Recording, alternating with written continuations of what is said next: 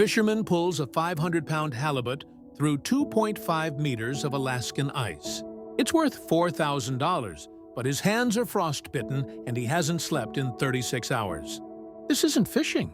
This is survival at the edge of the world.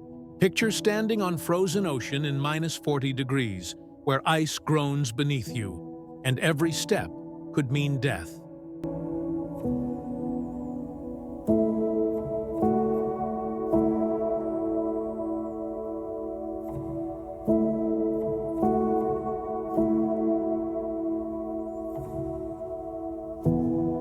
Yet crews return season after season, hauling up $1.2 million worth of halibut in total darkness.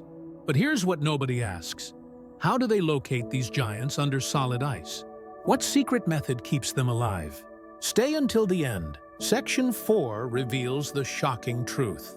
It started in the winter of 1788, when Captain Cook watched indigenous fishermen near the Shumagan Islands pull up 100 halibut in a single day. These were not ordinary catches. They were massive flatfish that could feed entire villages. But what Cook didn't witness was the true Alaskan winter method, where indigenous peoples would hack through solid ice until reaching flowing water below, then wait with harpoons poised above the dark opening. Fast forward to today. The technique has evolved, but the brutality hasn't.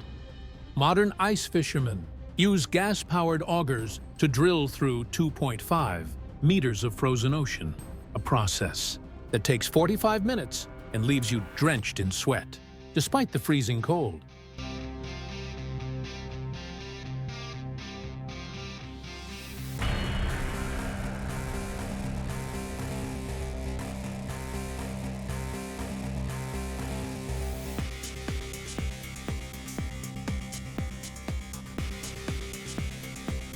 The moment that hole opens, you're staring into pitch-black water that sits at -2 degrees Celsius. One wrong move, and you're in it.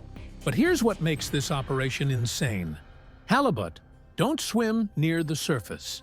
They live 200 to 600 feet down, meaning fishermen must drop weighted lines through that narrow ice hole and wait, sometimes for hours, sometimes in winds that hit 60 miles per hour. In the late 1980s, over 30 commercial fishermen died each year in Alaska, many of them from hypothermia, drowning, or simply disappearing into storms. Yet every season they return. Why? Because what's waiting below that ice isn't just fish. It's a fortune. And the method they use to find it? That's where the real story begins.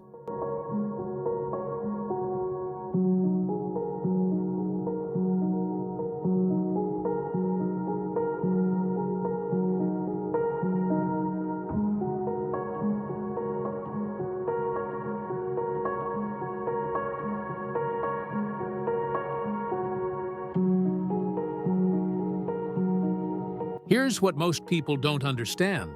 Halibut are ambush predators. They spend most of their time near the bottom, but move up in the water column to feed. In winter, they concentrate in depths from 300 to 736 meters, experiencing temperatures ranging from 2.6 to 11.6 degrees Celsius. That means fishermen aren't just dropping a line. They're hunting invisible giants in underwater canyons deeper than the Eiffel Tower is tall.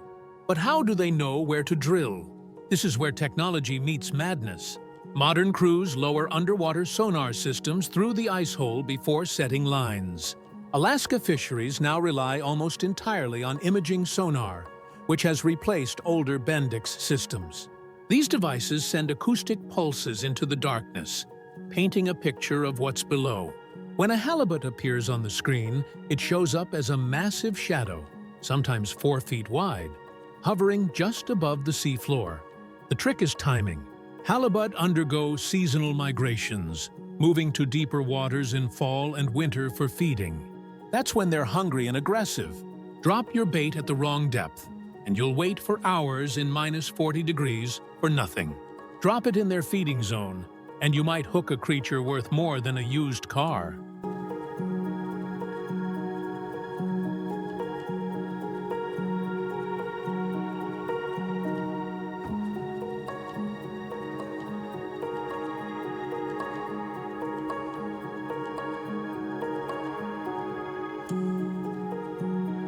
But catching it? That's where everything changes.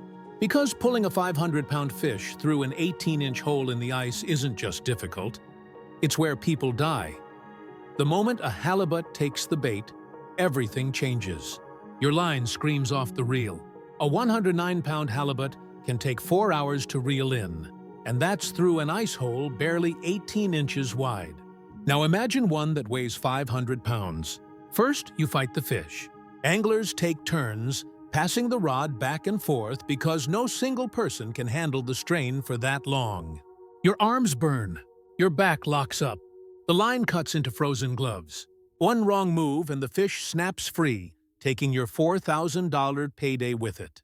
But the real problem isn't the fight. It's getting the fish through the hole. A large halibut can be 4 feet wide. The hole? Maybe 18 inches?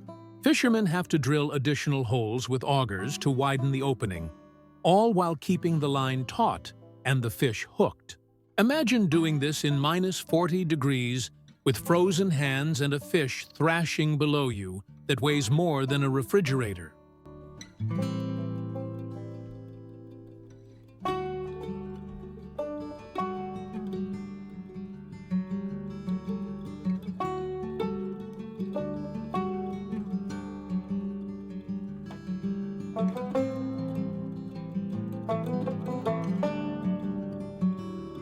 Commercial fishing winches are designed to haul heavy loads, but they're also responsible for amputations and broken bones when things go wrong. The cable can snap, the winch can malfunction, and if you're not careful, your hand, your arm, or your entire body can get pulled into the machinery. Once the halibut breaks the surface, crews use gaff hooks to secure it. Metal spikes driven through the fish's jaw. But even then, the danger isn't over. A 500-pound halibut on ice is still alive, still thrashing, and one hit from its tail can shatter bones. This is the process. Brutal, mechanical, deadly. But it works. At least it works for those who survive it. Because what most people don't know is the real cost of this operation, and that's not measured in money. Between 1990 and 1999, 217 commercial fishermen died in Alaska. In the late 1980s, the average was over 30 deaths per year. Most didn't die from equipment failure or storms. They died from drowning and hypothermia, 101 out of 117 deaths in one study period. Here's what happens when you fall through the ice. Alaska classifies all its waters as cold, below 60 degrees Fahrenheit. In water that cold, hypothermia can lead to death by drowning within minutes of immersion. Your body goes into cold shock. You gasp involuntarily, inhaling water. Your muscles seize. You have maybe 3 minutes before you lose consciousness. Maybe 10 before your heart stops. But even if you don't fall in, the cold still kills you slowly. Frostbite sets in when skin temperature drops below freezing. If you touch cold metal with bare or wet hands, you freeze to it instantly and tear away skin when you pull free. Fishermen lose fingers. They lose toes. Some lose entire hands to frostbite gangrene because they refused to quit when the symptoms started.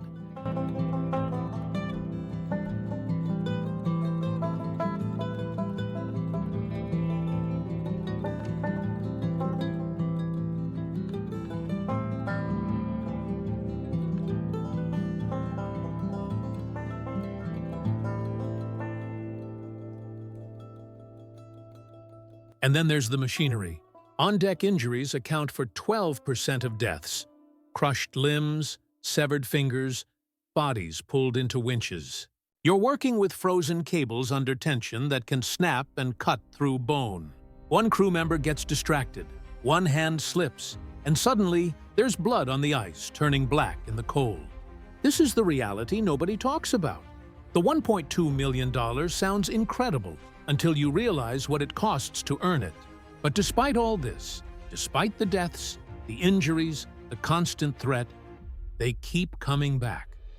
Why? Because there's something about this life that goes beyond money. In Tlingit communities, fishing isn't just work. It's tradition passed down for generations. Families share their catch with elders and others in the community. a practice that's been alive for centuries. For indigenous peoples, halibut has been a key food source long before it became a commercial industry. But tradition alone doesn't explain why modern crews risk their lives season after season. The truth is simpler and more human. They return because this is the only life they know. Many were born into fishing families. Their fathers fished these waters, their grandfathers before them. Some have been doing this for 55 years, teaching their children the same skills their adopted grandfathers taught them.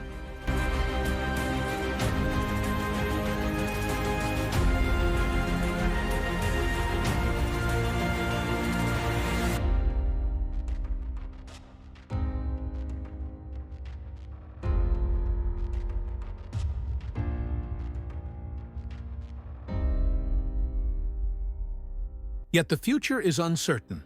Between 2022 and 2023, Alaska's seafood industry suffered a major loss, with fishing profitability dropping significantly from previous years. Halibut catches were reduced by 2.7% in 2024 due to poor recruitment, and scientists warn further reductions are likely.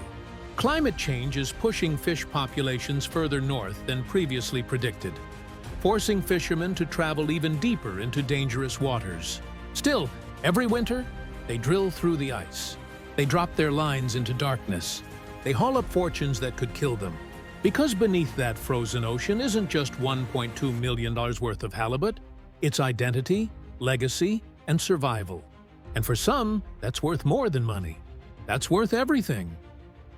If this story opened your eyes to what really happens beneath the ice, drop a comment below. Have you ever had halibut? Now you know what it took to get it to your plate. Share this with someone who needs to see the truth.